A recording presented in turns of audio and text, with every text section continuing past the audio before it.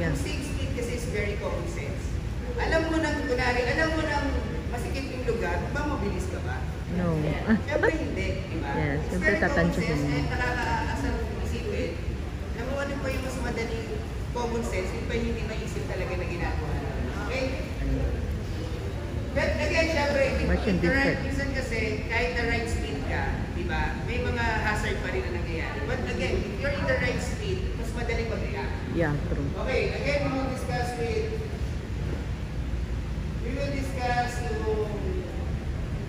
for environment, again, yung road weather conditions, sa yung design of road, and then we will also discuss yung machine defect, sasakyan natin, and human error. Siyempre tayo yun. Yeah. Okay, let's start with the road crash. Sinasabi nila, ang dahilan daw ng pagkakapanggaya, Mabilis. sasakyan ay laging mabilis. Hindi. That's a one factor. Pero pinaka reason talaga kung bakit nagkakaroon ng accident, masyado tayong malapit. Yeah. Sa sinusundan natin. Dapat give this Masyado time. tayong malapit.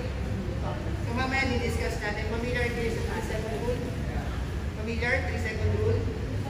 Narinig na po? Narinig na. Sige, mamaya di-discuss natin yan.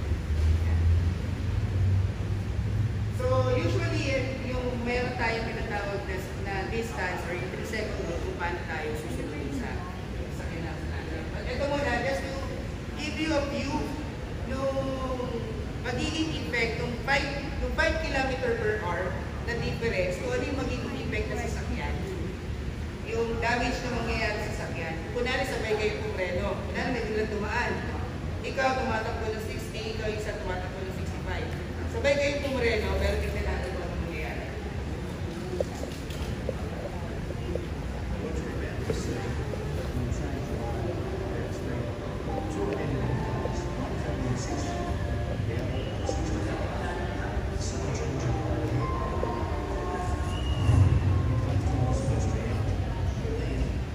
Ayan, sabay na silang pumreno ha.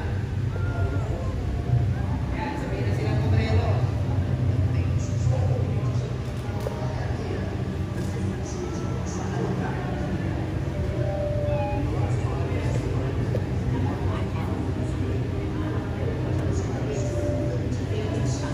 Oh, no.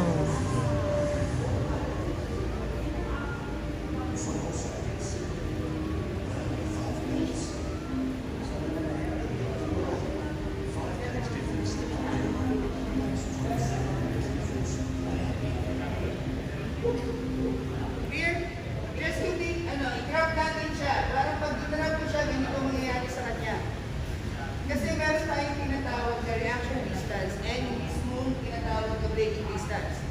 The reaction distance kasi kapag tumatakbo ka, tendency, may nakita nung, bago ka pa pumreno, iisipin mo palang, preno ko, may distance na rin kayong kinakain. Kasi hindi, kumbaga, ay ma-accidente ako, may preno na ako. Pero yung pag-apak mo pa lang ng preno, diba? Meron na kayong distance na kinakain. Pag pumreno din kayo, meron na rin kayong distance na kinakain. And yung distance na yun, will depend kung gaano kayo mabilis. Diba? So, ang tendency kayo, like kanina, sa 60 to 50, ang total na distance na mag-break mo, siya 35 meter, yung isa, 45. So, kahit nasabihin na sabay kayong pumreno, mas malayo mararating mo kung mas mabilis ka. Okay? And then, may factor din yung tinatawag natin wet road sa yung dry road. So, syempre, pag mas masayang daan, diba? Mas madulas yung daan, mas mahaba yung daan. No tailgating, guys.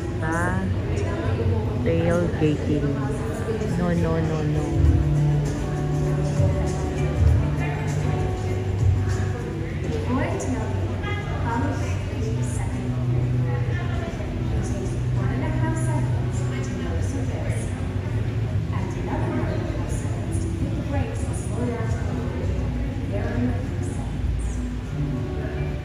Allow at least 3 seconds for speeds between 50 to 80 km/h in ideal driving conditions.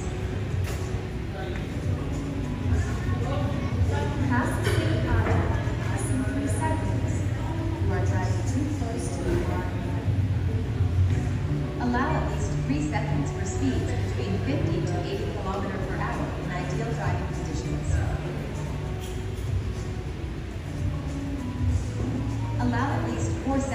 speeds between 80 to 100 km per hour, or during rain and on wet pavement. Allow 7 to 8 seconds in bad weather.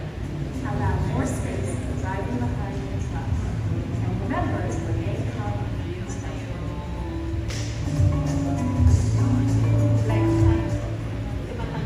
When driving behind the truck, allow even more space. If you follow too closely, the driver may not see you behind you. Also, visibility will be completely blocked, so you will be unable to see cars ahead of you on the right or left.